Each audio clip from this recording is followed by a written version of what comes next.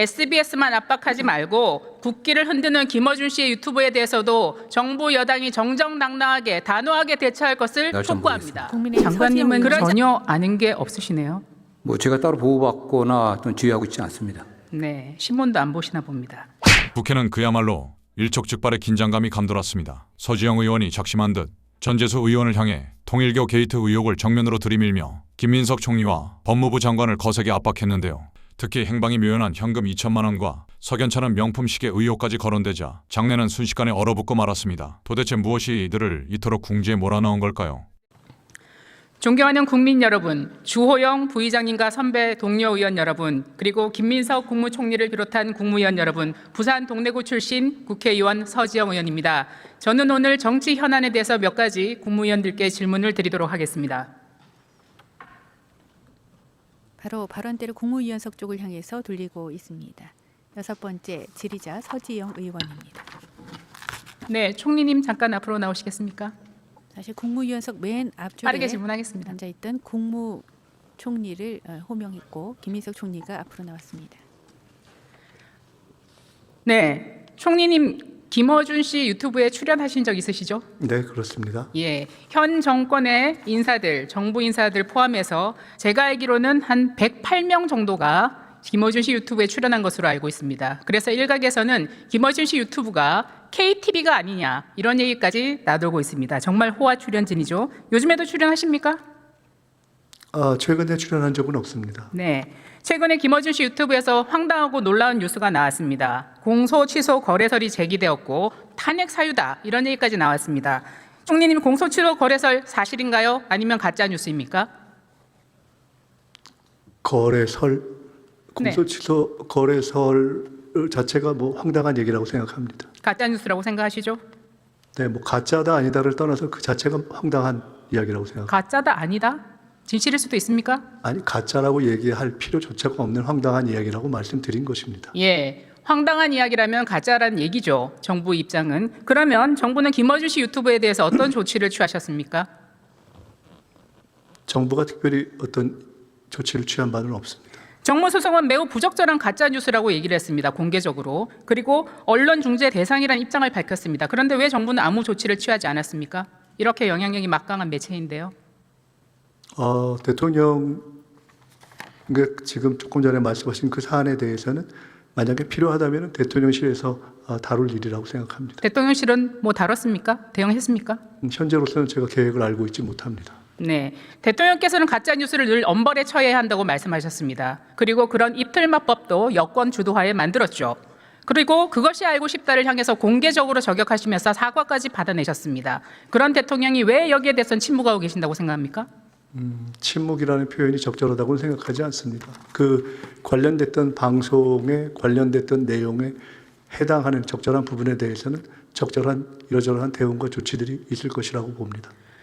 국기를 물락해 할 수도 있는 공소 취소 거래설을 제기한 유튜버에 대해서, 막강한 유튜버에 대해서는 침묵을 하고 있고 SBS에 대해서는 사과를 요구하는 대통령입니다. 저는 굉장히 편파적인 대응이라고 생각합니다. 정부의 이런 편파적 언론 대응에 대해서 굉장히 유감입니다. 그리고 SBS만 압박하지 말고 국기를 흔드는 김어준 씨의 유튜브에 대해서도 정부 여당이 정정당당하게 단호하게 대처할 것을 촉구합니다. 국민의힘 서지영 의원의 그러지 않기 질의입니다. 때문에 국민들은 의혹을 제기하고 있습니다. 과연 그것이 사실일 수 있는 것이 아닌가? 아니면 충정로 대통령이 무서워서 그런 것이 아닌가? 이렇게 의혹을 가지고 있습니다. 저는 단호하고 당당하게 대처해 주실 것을 정부 측에 요구합니다. 하실 말씀 있으시면 하십시오. 네, 그 문제가 되는 내용에 어떤 부분을 어떤 주체가 어떠한 법적 또는 언론상의 기준에 따라서 맞지 않게 했는가에 따라서 적절하게 대응을 해가겠습니다. 네, 총리님 들어가셔도 좋습니다. 외교활동하러 가셔도 좋습니다. 네, 법무부 장관 앞으로 나와주시죠. 다시 정성호 법무부 장관이 이제 국무위원석 쪽으로 나오고 있습니다.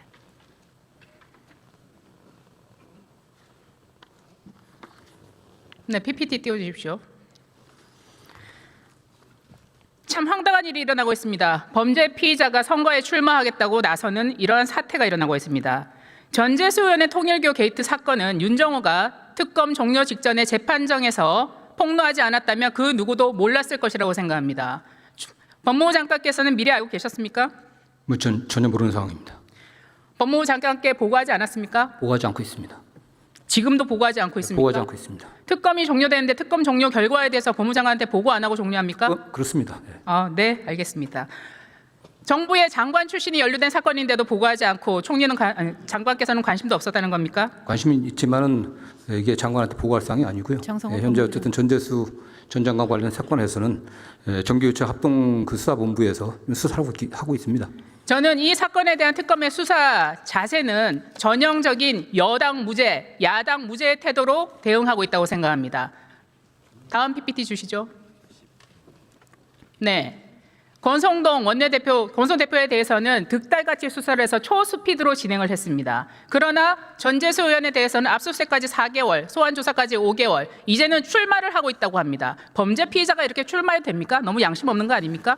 자료 이게 민주주의 제가 특검의 평가할 문제는 편파 아닌 것 수사. 같습니다. 네, 장관님, 이런 특검의 태도야말로 민주당이 그토록 제약시하는 정치 검찰의 전형적인 모습 아닙니까? 국회 의결을 통해서 법률적으로 구성된 특검 활동에 관련해 갖고 제가 뭐 언급하는 건 좋지 않은 것 같습니다. 네, 언급할 수 있는 게 없는 모양입니다. 특검의 은폐는 결국은 공소시효를 만료하게 만들었습니다. 정치자금 공소시효 몇 년입니까? 7년으로 알고 있습니다. 이 사건 사실로 드러나도 공소시효 적용이 됩니까? 도가 있습니까? 좀 정확하게 제가 그 날짜 모르겠습니다. 장관님은 전혀 아는 게 없으시네요. 뭐 제가 따로 보고받거나 또는 지휘하고 있지 않습니다. 네, 신문도 안 보시나 봅니다. 네, 다음 장면 띄워주시죠. 여기에 몇 가지 국민적 의혹이 있습니다. 처음에 특검에서 보도가 됐을 때는 현금 4천만 원과 까르띠에 불가리 시계가 전달되었다고 보도되었습니다. 그런데 특검에서 합수본으로 넘어간 뒤에 현금 2천만 원과 까르띠에 시계만 거론되고 있습니다. 현금 2천만 원과 불가리 시계는 도대체 어디로 갔을까요? 시나리오대로 밭두렁으로 흘러가는 갔을까요? 불기소 물음표 제가 아는 자료. 바가 없습니다.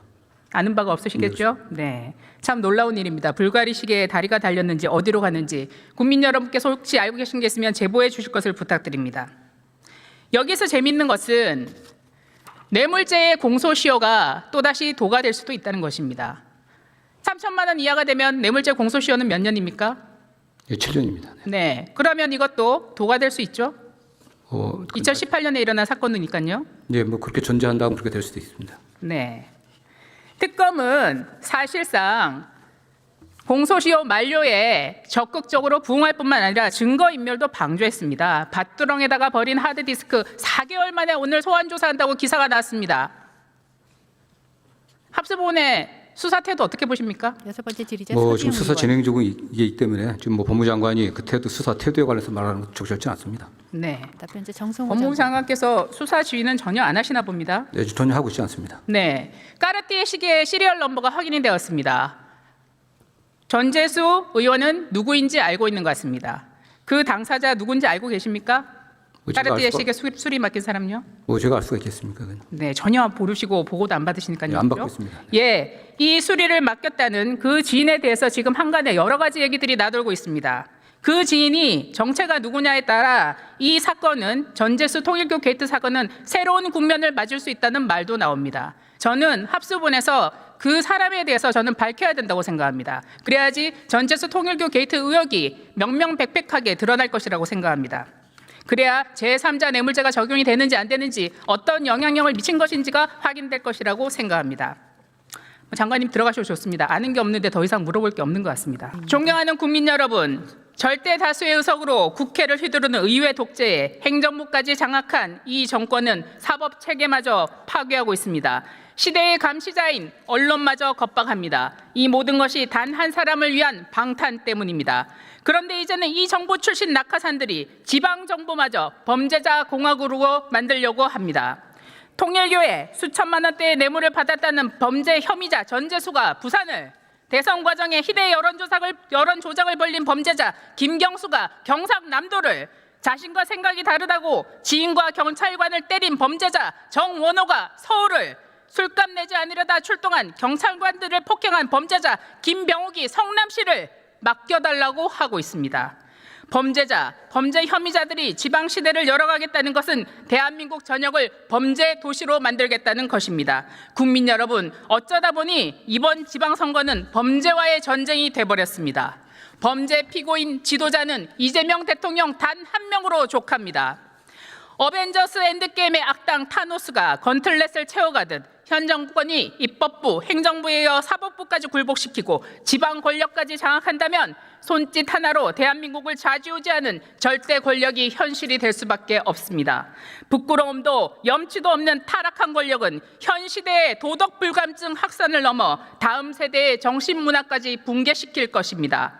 마지막 남은 견제장치는 이번 지방선거입니다. 국민의힘은 국민과 함께 이 범죄와의 전쟁에 단호히 나서겠습니다. 도덕과 양심을 갖춘 깨끗하고 유능한 리더십이 수준 높은 새로운 지방 시대를 열어갈 수 있도록 국민 여러분의 현명한 선택을 기대합니다. 경청해 주셔서 감사합니다. 서지영 의원은 이번 특검과 합수본의 수사가 실체적 진실을 철저히 외면한 채 축소 은폐로 치달고 있다고 맹렬히 질타했습니다. 반면 수사당국은 책임 회피형 변명조차 내놓지 못한 채 권력의 눈치만 보며 진실의 문을 완전히 걸어 잠그고 있는 형국이죠. 이토록 뻔한 권력형 비리 의혹 앞에서 과연 국민이 납득할 만한 단죄가 이뤄질 수 있을지 기가 막힐 노릇입니다. 대한민국의 공정과 상식을 뿌리째 흔드는 이 거대한 파문의 실체가 무엇이라 생각하시는지 궁금합니다. 여러분의 날카로운 식견과 뼈를 찌르는 통찰을 댓글을 통해 아낌없이 공유해 주시길 바랍니다. 이 영상에 공감하셨다면 구독과 좋아요 정중히 부탁드립니다.